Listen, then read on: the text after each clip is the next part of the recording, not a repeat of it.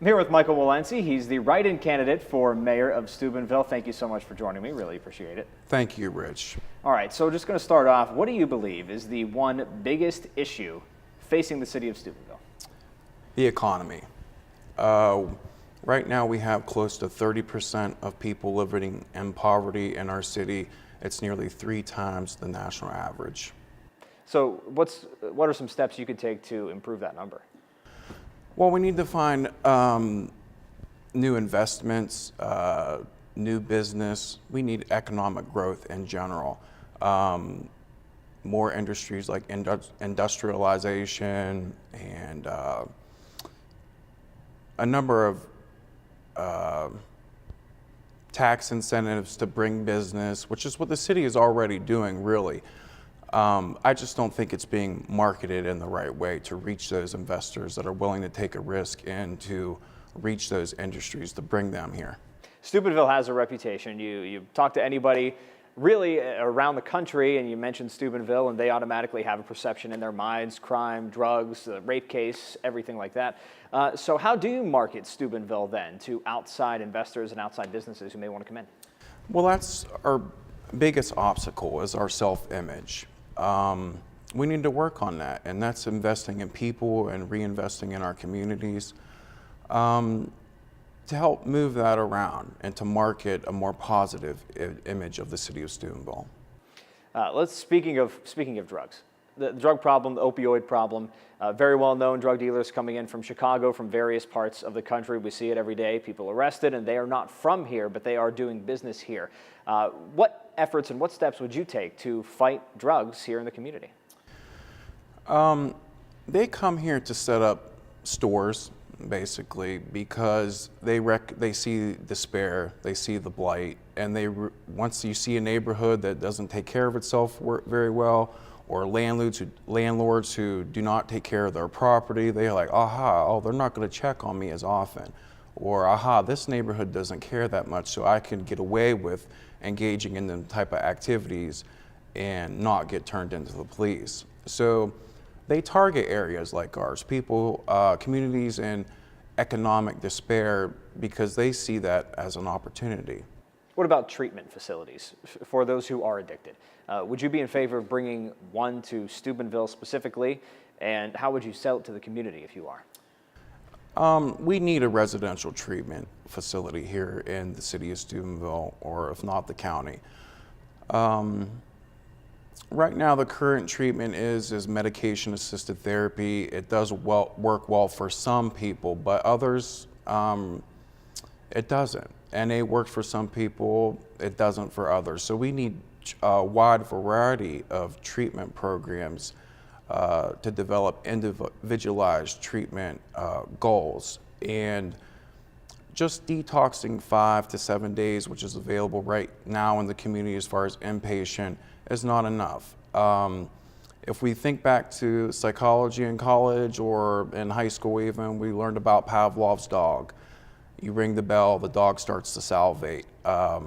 Those habits are hard to break. You're not going to break those habits in 5 to 7 days. You're not going to relearn or rewire the brain in 5 to 7 days. So immediate detox 5 to 7 days is not enough time. We really need inpatient 30-day, 90-day, 6 months period of time, so people have really an opportunity to rewire their brains. On the law enforcement side, do you believe the police have what they need to fight this problem? No, and that comes from budget cuts at the state level, a Republican governor who doesn't believe in our police force here in small communities like ours and such. So they've had a hard time finding the funds and the necessary resources that they need. John Kasich promotes community policing, but then he doesn't give any of the law enforcement community the tools they need to engage in community policing practices. How would you go after those funds? Look for whatever grants are available, but there's really not that many. What you have to do is put pressure onto the people in Columbus and the people in Washington to get those resources. As much pressure as you can. You know, it's obviously an uphill battle. Staying with drugs now, but the legalized variety, medicinal marijuana. It's legal, and a dispensary could be coming to Steubenville. There's been talks of that. Would you be in favor of it? Oh, absolutely. The studies coming back have shown that it does help people. A lot of the products don't even have the THC molecule in those products. It's mainly relies on the CBD molecules, which has no psychoactive or the high effect, which has been used to treat children with epilepsy, kids who are having 100 seizures a day. Sometimes the CBD oil has been effective, and it doesn't really get you high. It doesn't have those psychoactive ingredients. A lot of veterans, I think 90% of veterans now are in favor of medicinal marijuana to treat conditions like anxiety and PTSD. How would you make Steubenville, or what efforts and steps would you take to make it more attractive to young families and young people or new entrepreneurs looking to start businesses? Well, we need to reinvent ourselves, and we need to give people of the community more recreational activities, not just parks, but programming. And like I have a lot of, this campaign has been about ideas that are outside the box. I've mostly run a campaign about ideas, and one of the things I focused on was the environment and how to bring nature and people closer together through programs like butterfly conservatories, community gardening programs where children learn how to grow their own food.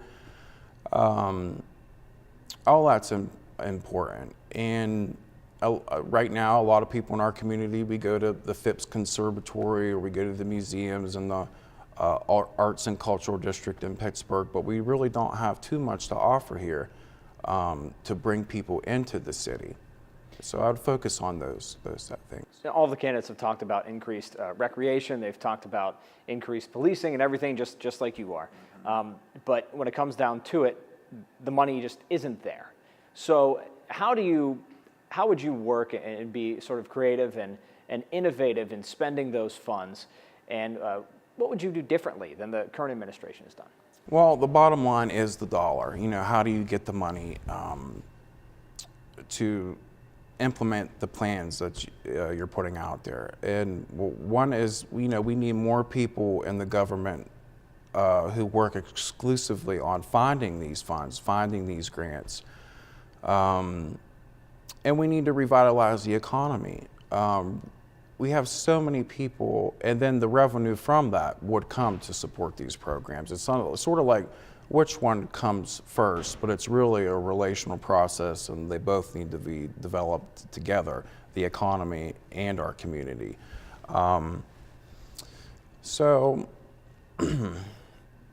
I just don't feel that we've reached out enough to get a lot of the grants that are available. And obviously, we revitalize the economy, we can bring in more revenue into the city. You said at the first debate, any voter who hasn't picked one of those three candidates is a possible vote for you. Write-in, long shot, but you still have a chance, absolutely. I'm an undecided voter. Pitch to me why I should take the time to write your name in for mayor of Steubenville. If you want to focus on the future, if you want to focus on reinventing our community, innovating, and changing the way that we market ourselves, then you should vote for me.